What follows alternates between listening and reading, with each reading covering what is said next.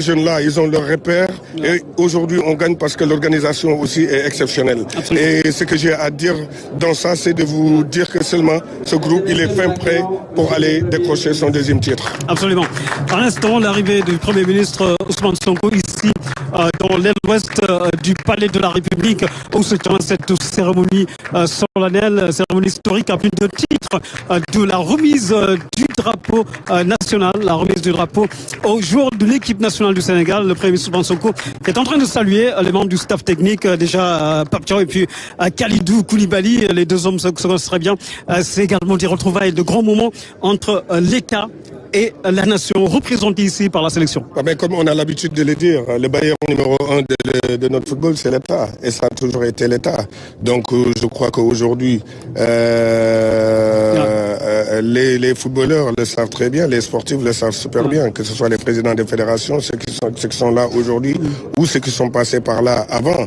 Aujourd'hui, l'État est le bailleur numéro 1 et je crois que franchement, depuis le président Abdoulaye Wade jusqu'à présent, je me dis que ils ont toujours joué leur rôle et les temps ont changé. Absolument. Et qu'aujourd'hui, il faudra plus de moyens pour y réussir. Et je crois que maintenir le standing, c'est ça le plus important. Maintenir le standing de l'équipe nationale et le standing des joueurs qu'on a. Parce que l'équipe nationale, c'est une chose. Et les joueurs, avoir des joueurs de classe mondiale, c'est autre chose. Absolument. Vous voyez cette séquence, les poignées de main entre le Premier ministre Ousmane Sonko et les joueurs. C'est un premier contact avant l'arrivée du chef de l'État. C'est un moment important dans cette cérémonie de remise du drapeau. Bien sûr, c'est tous des Sénégalais avant tout et ils suivent l'histoire politique de notre pays. Aujourd'hui, c'est des joueurs qui sont touchés par tout ce qui arrive à notre pays. Donc je dirais qu'aujourd'hui, il y a les autorités de ce pays qu'il faut respecter, qu'il faut donner, comme on leur dit, leur cœur, comme on le dit en sénégalais. Mais je crois que ces poignées de main-là sont importants pour les joueurs parce que chaque poignée de main compte, veut dire chaque poignée de main compte pour un Sénégalais.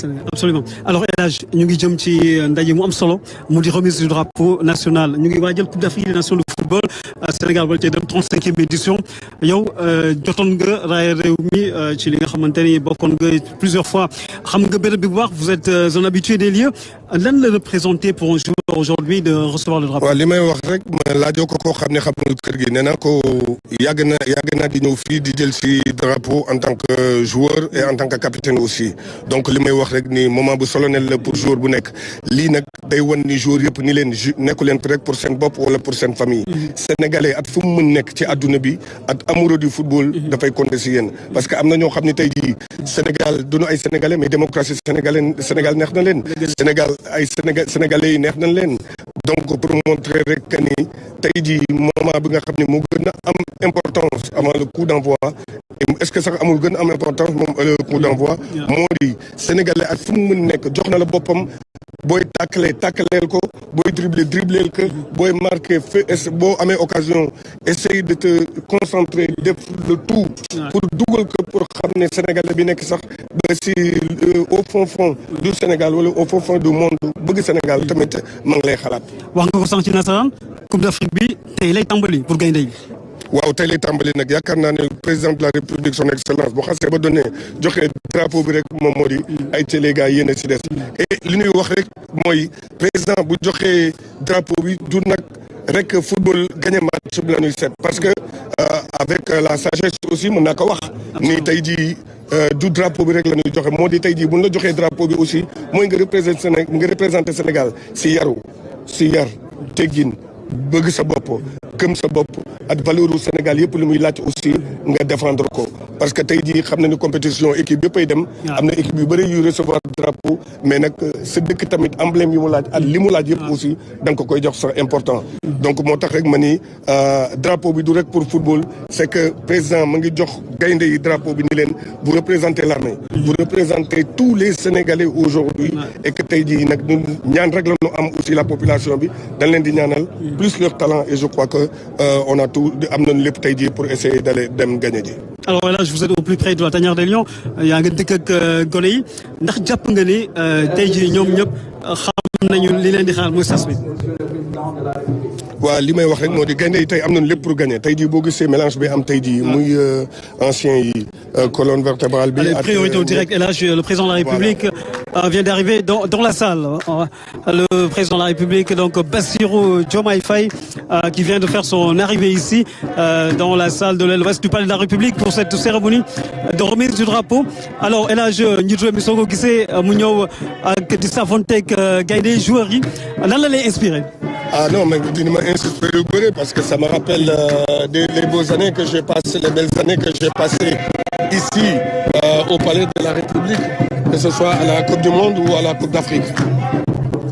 Ouais, allez-y. Ma ngi may rappeler année yu bëri. Ma ngi may rappeler année yu bëri yoo xam ni yàgg naa ko passé ici. Ça me rappelle ndeysaan avec le président Abdoulaye Wade, ça me rappelle avec le président Macky Sall, ça me rappelle aujourd'hui, je le vis avec le président Diomaye Diakhar Faye. Donc pour vous dire rek affaire bi continuité la. C'est que na Sénégalais yi li may ñaan Sénégalais yi rek moo di ku nekk at fi mu mën far bu Sénégal soxlaa ne ñëpp bàyyi lépp jàpp benn pour ñu mën am dem wuti ndam ni pour Sénégal. alors ci wuti ndam loolu sax la ñuy ñëw El Hadj xam nañu ne Sénégal bokk na ci favori daam suñu team lim favori yi équipe bi nga xamante ne moo di Maroc moom la ñuy jiital bu ci noppee teg ci Côte d'Ivoire nga xamante ne moom mooy le champion en titre Sénégal soog a ñëw ndax jàpp nga ni ci fànn woowu Sénégal am nañu yaakaar ngir mu def jaloore foofu ci Coupe d'Afrique ba. man gëm naa ni mën nañu def jaloore bu gën a mag sax que ñu defoon Cameroun ndax Coupe d'Afrique bi c'est vrai que moo gën a relevé plus que ñuy dem nag plus que Coupe d'Afrique yi di gën a relevé mais li may wax rek moo di gëm naa ni tey jii talent bi ñu am Maroc rek laa gëm ni seen dëkk bu ñu joué ñoom mën nañu indil ay difficultés parce que kuy joué sa dëkk yow yaa am avantage terrain bi am avantage public bi am sax tuuti si avantage arbitre bi ce qui est normal parce que c'est humain aussi mais li ma wax rek moo di am nañu ay gaynde yoo xam ne tey jii dara mënu leen tiital dara mënu leen xoxatal et tey jii li xew Congo message bu rëy la montrer que ni tey jii amuñu rek équipe mais on a une équipe bu nga xam ni sérénité bi mu am ak grandeur bi mu am ak on peut maintenant xam na nan la ñuy jàppee nan la ñuy jouer ce match yi. wax nga ko sànq Congo RDC fay ca Kinshasa au stade des Martyrs am na lu fa xewoon muy li nga xamante ne mooy jaloore bu rëy ñu gis beneen xarkan mu Sénégal nga xamante ni dafa am mental on a longtemps critiqué le Sénégal sur son mental mais aujourd'hui le mental est devenu sénégalais. Et à partir de ce moment-là, on peut dire que le Sénégal est bien parti pour remporter le président. Bonjour, monsieur le président, me respect. Ça va bien, ça va bien.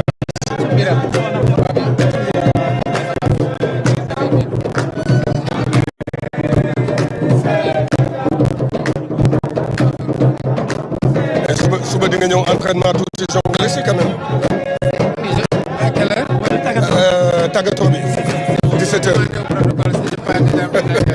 Parce que préparé naa ko daal si ba pare de. Voilà, échange sympathique entre El Hadj Diouf et le président de la République, Bassirou Diomaye Faye. C'est un président jeune qui est proche de la sélection sénégalaise. Oui, c'est pour ça qu'aujourd'hui, on se permet de lui dire de venir au stade, de passer au stade, d'être avec la jeunesse et bokk aussi si tàggatoo bi. Parce que tey jii mënoo am président li Sénégalais yëpp doon ñaan tey jii wax président bu jeune ñu am président bu jeune te du ñëw tamit fort xale yi. Et je crois que ni tey jii waxtaan bi am na solo et suba mën nañu def aussi surprise. Ah oui, absolument. Tàggatoo boobu dafa am solo parce que El Hadj Diène, c'est une génération, vous étiez proche du peuple sénégalais. On sentait cette fusion, cette communion entre l'équipe nationale et la nation, entre et le peuple. Joueurs yëpp daanaka xamoon nañ leen tey jii Pape Thiaw moo nekk à la tête de la sélection on sent un frémissement yow si ñaari génération yooyu ban leçon nga ci tiré ci fànn woo rawatina ci li ñu organisé tàggatoo bi. li waxante dëgg rek te yàlla rek tax Aliou macha allah def na fi liggéey bu am solo. liggéey boo xam ne kenn mënutul si wax dara. ñu Sénégalais bu nekk fu mu toll dafa war di ñaanal Aliou. mais Aliou bi mu fi nekkee équipe bi nekkul woon auprès de sa population auprès du peuple. tey jii Pape Thiaw lépp li Bruno doon defal tey jii en dehors moo koy defal xale yi moo di confiance bi moo di waxtaan bi moo di confiance bi moo di waxtaan bi moo di tey jii la confiance lépp lu ci war daal moo koy di ubbeeku Sénégal yi te ñu dana am tey jii pour jege seen équipe man parce que mën naa la wax benn anecdote bu tuuti ci entre Tony Silva at ak Omar Diallo sunu match kon Maroc dañ toog man Bruno Metsu ak Tony Silva man Bruno Metsu ak Bokandé ñu toog di waxtaan ba si yàgg Bruno ni suba Maroc la ñu benn waay ñëw ni ko suba Maroc la ñuy jouer et faites attention à Omar Diallo ndax Omar Diallo foofu la nekk te naar yi mën nañu ko jënd wax jooju quoi Bruno dans sa tête nelaw muy taxaw di xalaat. D'accord, tout de suite on va céder la place à la cérémonie pour le début justement de la cérémonie officielle de remise du drapeau national. On entend un moment solennel et on va écouter l'hymne national.